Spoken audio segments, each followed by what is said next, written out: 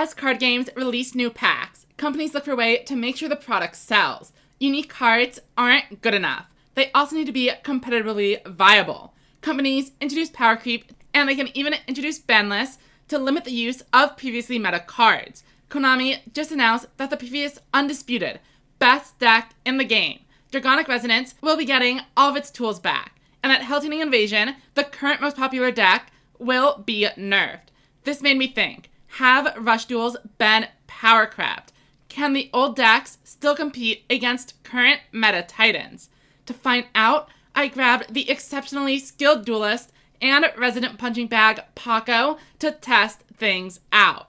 Paco is going to be the symbol of power creep, piloting 3 of the top decks from the previous Goha Rush Festival, while I will humbly be using top decks from December's version of the event.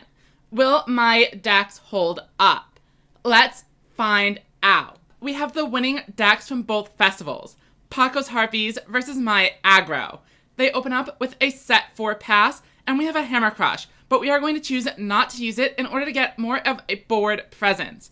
Overall, I think this matchup is actually in our favor. Dragius is able to clear out the 2100 Harpies with its double attack, and we are running a few copies of the Barrier to stop the 2600 attack point Harpies from clearing us. We don't run into any trap cards, so we are safe for now.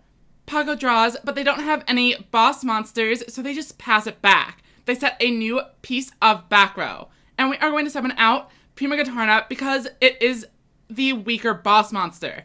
In my head, I was going to keep the Ancient Rise Dragon for later, but then it turns out to be a misplay because I decided Hammer Crush is actually the better play here. Overall, I don't want to run into a 1400 attack point Harpy, so I don't attack with the Silver Wolf. And this also makes sure a face down Ghost Cyclone is not able to activate and destroy my copy of the Barrier. And this comes in handy. They use Hysteric Force and Harpy Lady Sisters in order to buff their monsters. But with a copy of the Barrier, they are not able to clear all 3 monsters even after a Talismanic Seal Array. They do sequence their attacks pretty well though.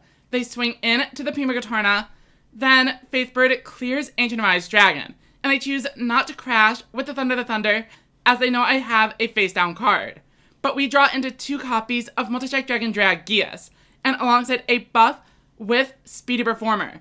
We are going to get in for an incredible amount of damage.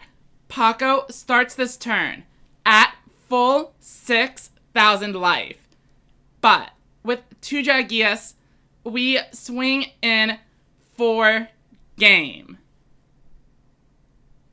And that is 1-0 to the old decks. Game number 2 is Hell Tuning Invasion versus Dragonic Resonance. Dragonic Resonance is being freed by the ban list, but Hell Tuning Invasion is about to get a skill nerf, which is why we need to do the video right now. It looks like Paco bricks a little bit on their opening hand though, and that means with a copy of Dragius, we are going to be inflicting a huge amount of damage. We could have saved the Phoenix Dragon on board so that Heavy Metal is unable to absorb the Dragius. However, I instead choose to go for maximum damage, and it does work out.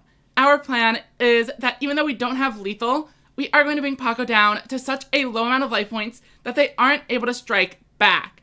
Anything they do is going to cause them to die on the next turn. They have just 600 life. They draw for turn and realize the game is over. They surrender, and the old decks have gone 2-0. The power creep allegations are not looking so good as we are heading into the final game. They use Maximum Overlord in order to summon an extra monster in defense mode. However, we have a Kimai Ruler, and that means we are going to be swinging in for 2,500 points of direct damage. We set down a couple copies of the Barrier, and our attack goes through. I am a little bit concerned, as we do toss the Widespread Ruin. However, they use Magical Stream, and after flipping up another monster that they set, we reveal that they have all 3 copies of the headpiece. Our Barrier is able to save us from one of them, and that puts us in a good position going into the next turn. They are able to clear the board, but they are down to just 3,300 life and have only 2 monsters left. It's our move. We draw, and we find another Kimai Ruler. We summon out a few monsters before tributing them off for Kime Ruler. And then we put in the Nandes as well. Dark Arts of Celerity is able to switch the Magnum into defense mode.